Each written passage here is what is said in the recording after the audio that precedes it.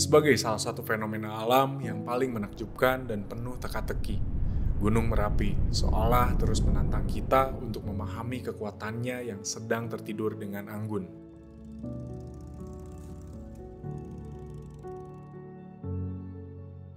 Meskipun letupan Gunung Merapi tidak bisa diprediksi, orang-orang terus hidup di sekitarnya dengan penuh keberanian bahkan sembari berternak sapi.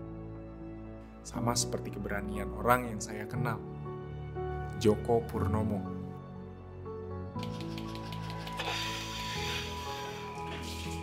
Seseorang yang berani mengevakuasi puluhan sapinya saat Gunung Merapi bernyanyi tahun 2010 silam.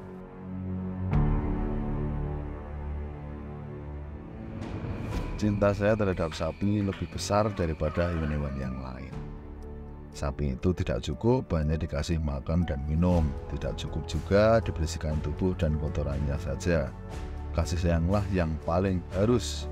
Tanpa sapi tampaknya kehidupan saya kurang komplit karena sedari kecil saya sudah hidup dengan sapi.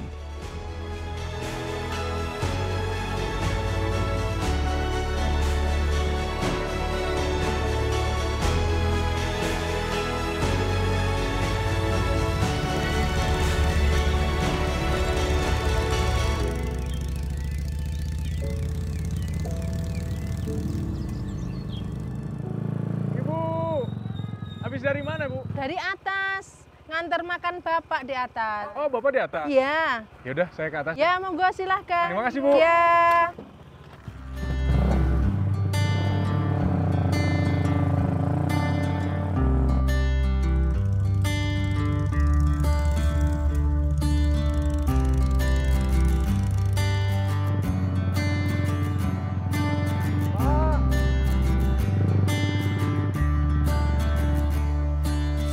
Pak Joko. Ada Apa Mas Oki ya? kabar? Waduh, Iya. ya, mari Mas. Sehat. Ya, alhamdulillah sehat Mas. Ya. Dari mana Mas? Ngomong dari mana? Barusan dari bawah ketemu Ibu kebetulan nyari Pak Joko, katanya ada di sini. Iya, ini Mas cari rumput. Cari rumput. Iya, untuk anak-anak di kandang. Silakan dulu Mas. Iya, Pak. Ya, mau ke sini. Aduh. Aduh, sendirian aja Pak Joko. Iya.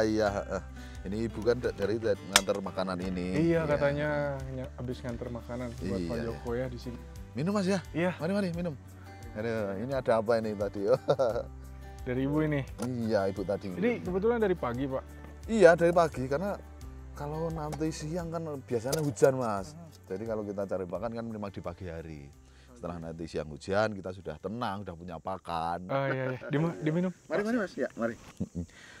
Aduh, alhamdulillah. Ya, ayo Mas, dimakan Mas.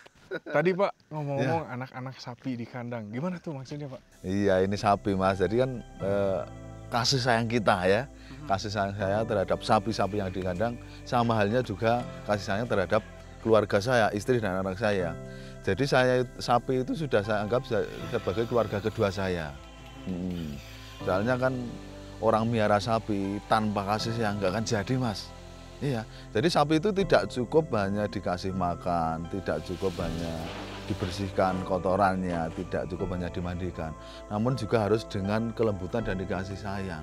Seperti halnya kita merawat anak-anak kita juga. Begitu Mas ceritanya.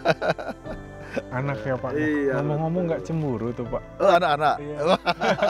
Ya enggak lah Mas, kan keluarga kita sudah terbiasa dari dulu, bahkan sejak orang tua saya pun juga seperti itu.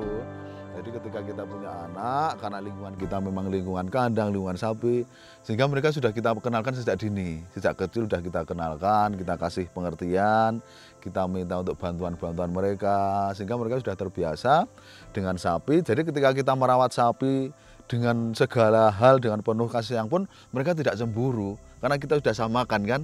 Ya, kasih sayang kita terhadap anak ada sendiri, kasih sayang kita terhadap sapi ada sendiri. Sapi tapi tetap yang kedua Mas setelah keluarga kan gitu ya.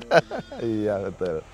Namun kita selaku orang tua Mas ya, orang tua memang kita punya keinginan bahwa nanti peternakan di Indonesia pada umumnya, namun di wilayah kita di Kecamatan Kemalang pada khususnya memang akan saya gerakkan kembali, akan saya hidupkan kembali, akan kita bangkitkan kembali peternakan baik itu sapi potong maupun sapi perah.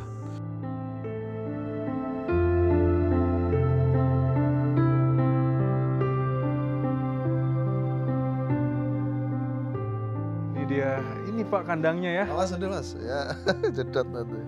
Ya ini Mas, ya, seperti inilah kondisi di kandang sapi ya agak-agak kotor dikit lah. Ya terus awas ini juga karena kita kan orangnya pendek Mas ya. Awas kejedot nanti. Mas silakan mampir sana. Iya, ini untuk sapinya sendiri ada berapa ekor Pak? Ya ini kurang lebih ada 50 ekor Mas. 50 ekor terdiri dari indukan sama anak peranakannya, juga ada pejantannya juga. Ya, mampir silakan duduk Mas. Ya, sehat semua Pak ya. Ya, alhamdulillah. Mari Mas, mampir Mas. Wah iya, terima kasih Pak. Silakan duduk Mas. Permisi. Ya, oke. Alhamdulillah. Ya, tempatnya kotor ya Mas.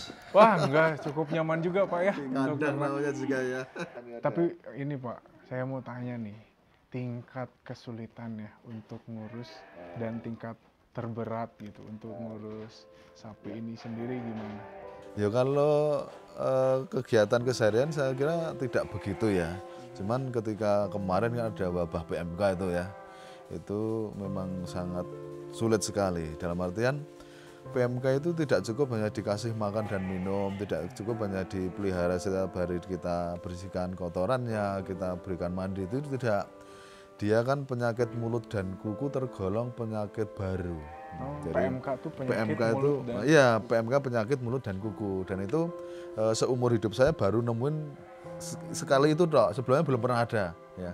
PMK itu belum pernah ada, sehingga obatnya pun kan belum ada pada waktu itu. Sehingga dengan beberapa mungkin uji coba ya dari sana akhirnya juga bisa tertangani sebagian Mas, sebagian bisa tertangani, namun kita juga mengalami banyak kerugian pada waktu itu dan itu benar-benar sesuatu yang sangat menyulitkan bagi peternak pada waktu itu. Harapannya seperti apa Pak?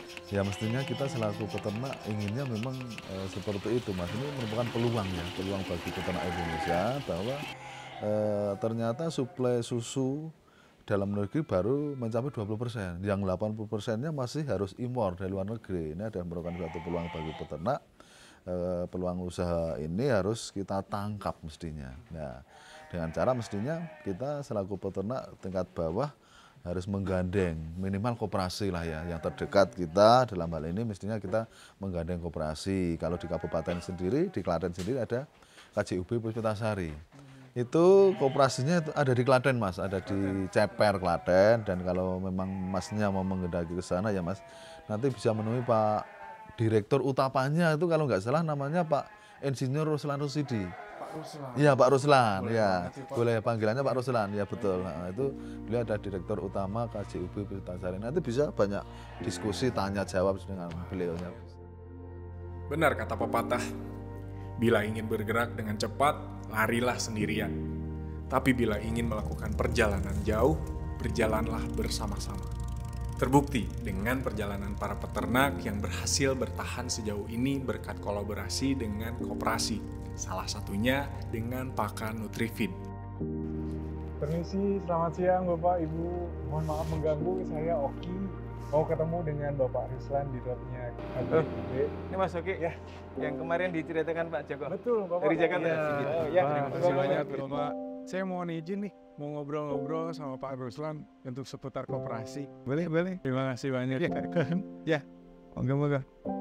Ya, ini kan kita koperasi sekunder Mas Asis. KJUB Puspitasari, operasi jasa usaha bersama, Pusat Pelayanan Petani Sarana Mandiri.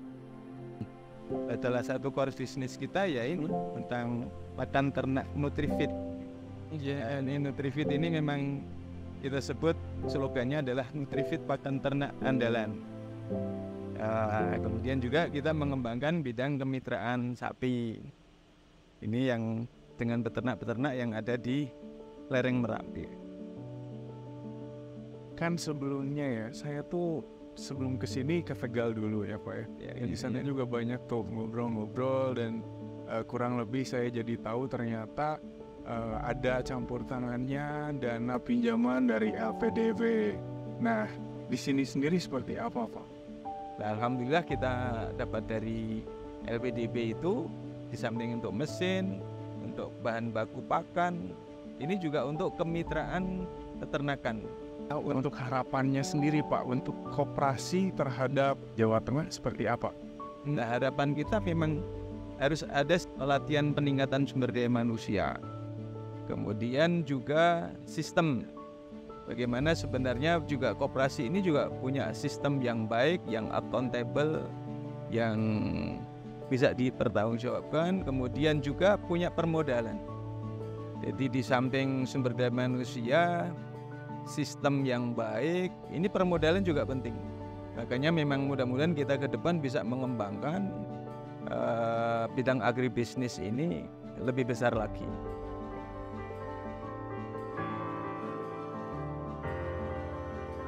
Betul apa kata Pak Joko, mengenalkan dan menyekolahkan anak-anaknya kepada peternakan bukan hanya sekedar regenerasi,